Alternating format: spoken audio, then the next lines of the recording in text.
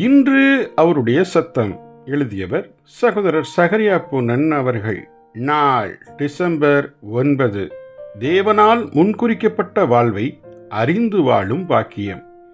நற்கிரியைகளை செய்கிறதற்கு நாம் கிறிஸ்துவுக்குள் முன்கூட்டியே சிருஷ்டிக்கப்பட்டு தேவனுடைய செய்கையாய் இருக்கிறோம். அவைகளில் நாம் நடக்கும்படி அவர் முன்னதாக அவைகளை ஆயத்தம் பண்ணியிருக்கிறார். எபேசியர் 2 அதிகாரம் 10வது வசனம்.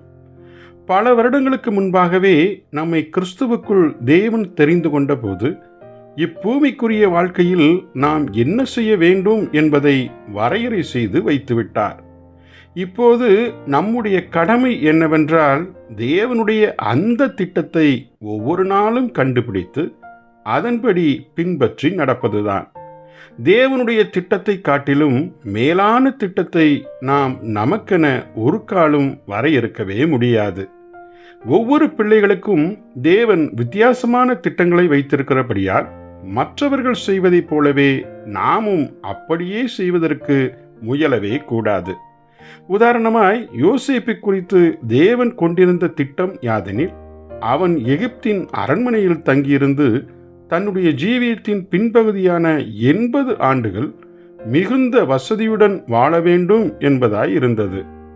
இப்படி இருக்க யோசேப்பின் மாதிரியை மோசே பின்பற்றி வசதியையும் ஆடம்பரத்தையும் விரும்பியிருந்தால் அவனுடைய சொந்த வாழ்க்கைக்குரிய தேவனுடைய சித்தத்தை நிச்சயமாய் இழந்திருப்பான்.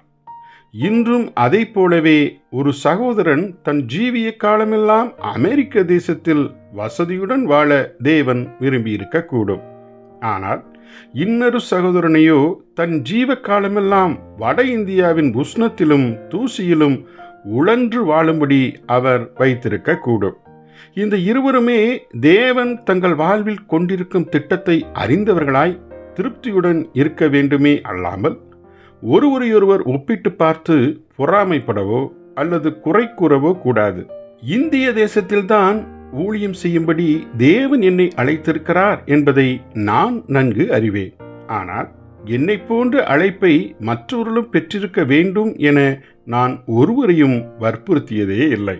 இருப்பினும் நாம் நம்முடைய சுய கனத்தை தேடினாலோ அல்லது சொகுசு வாழ்க்கையை விரும்பினாலோ அல்லது மனுஷர்களுடைய அங்கீகாரத்தை நாடினாலோ நாம் ஒரு காலம் தேவன் நமக்கென்று வைத்திருக்கும் அவரது திட்டத்தை கண்டுபிடிக்கவே முடியாது. ஜெபிப்போமா. அன்பின் தகப்பனே, எங்கள் வாழ்க்கையில் நீர் முன்குறித்து வைத்த நியமனத்தை உம்மிடம் கேட்டு அறிந்து அதன்படி வாழ்ந்திட கிருபை தாரும். ஆமேன்.